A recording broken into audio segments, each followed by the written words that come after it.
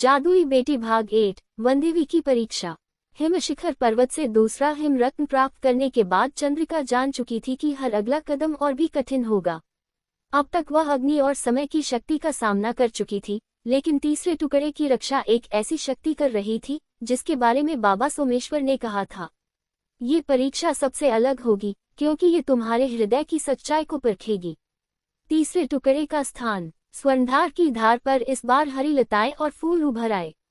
तलवार की आवाज आई। तीसरा टुकड़ा वृक्षलोक वन में है, जिसे वनदेवी संरक्षित करती है। वह केवल उसी को आशीर्वाद देती है जो प्रकृति का सच्चा मित्र हो, न कि उसका स्वार्थी उपयोगकर्ता। आरव की आवाज भी आई। वनदेवी न केवल ताकत बल्कि निष्ठा और करुणा को भी परखती है। सावधान रहना, हर हरियाली स्वागत नहीं करती। वृक्षलोक वन का प्रवेश। चंद्रिका ने जब वन में कदम रखा, उसे लगा मानो वह किसी और ही दुनिया में आ गई हो। विशाल वृक्ष जिनकी शाखाएं आकाश को छू रही थी, फूल जिनसे मीठी धुन निकल रही थी और हवा में एक अनोखी ताजगी थी। पर जैसे जैसे वह भीतर बढ़ी, जंगल बदलने लगा। फूल मुरझाने लगे, पत्ते झड़ने लगे और आसमान अंधेरा हो गया। पहली बाधा स्वार्थ का जाल। अचानक उसके सामने एक झील आई, जिसके बीचों बीच सुनहरा पुल था।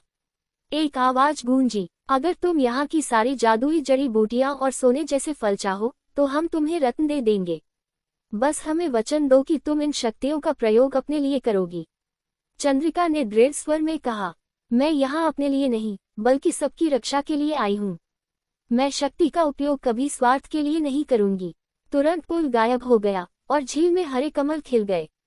वनदेवी से भेंट। जंगल के बीच एक विशाल बरगद का पेड़ था, जिसकी जड़ों के पास वनदेवी प्रकट हुई। लंबी हरी चोटी, आंखों में वन की गहराई और आवाज में नदी जैसी मधुरता। जादुई बेटी, तुम्हें रत्न तभी मिलेगा जब तुम ये साबित कर दो कि तुम्हारा हृदय प्रकृति का रक्षक है, स्वामी नहीं। करुणा की परीक्षा। वनदेवी ने जंगल के एक कोने में एक घायल सिंह का रूप दिखाया। अगर तुम इसे ठीक करोगी, तो तुम्हें अपनी शक्ति का हिस्सा खर्च करना होगा और तुम्हारी अगली यात्रा कठिन हो जाएगी। तुम चाहे तो इसे यहीं छोड़ सकती हो। चंद्रिका ने बिना सोचे अपने हाथ सिंह के ऊपर रखे और भूमि मंत्र से उसकी चोटी भर दी। सिंह की आंखों में आभार की चमक आई और वह झुककर उसके सामने बैठ गया।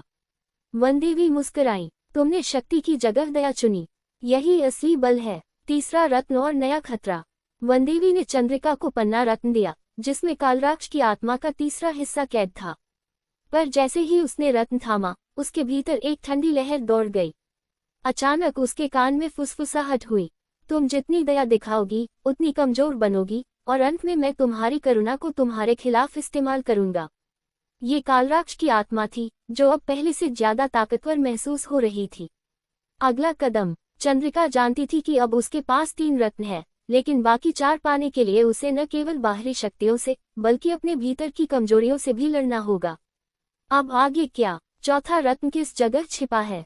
क्या कालराक्ष की आत्मा धीरे धीरे चंद्रिका के मन पर कब्जा कर रही है? क्या आरव उसे इस मानसिक जाल से बचा पाएगा? ओपन बुक जानिए अगले भाग में। जादुई बेटी भाग 9, रेगिस्तान का श्राप। क्या आप चाहेंगे कि मैं भाग 9 भी अभी लिख दूं?